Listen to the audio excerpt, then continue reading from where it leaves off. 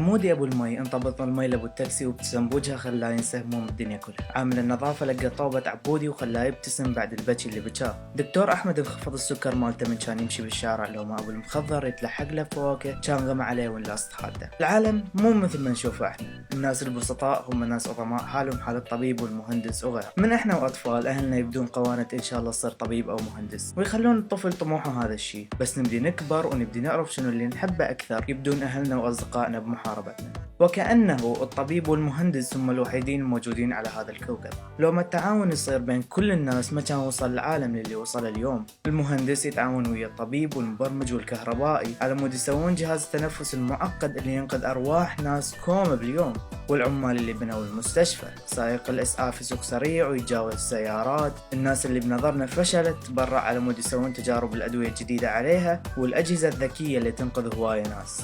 عامل النظافة اللي ينظف المستشفى يوميا، رجال الأعمال اللي يدفعون هواية فلوس على مود يقضون على أمراض خطيرة بالعالم، والجمعيات الخيرية اللي تلم تبرعات على مود تساعد الفقراء. ولو ما الأقمار الصناعية ورواد الفضاء كان أضعاف الناس ماتت، لأن هي الوسيلة الأفضل للتحذير من العواصف والكوارث. كل ذول الناس اللي ذكرتهم أنقذوا العالم، مو بس الطبيب.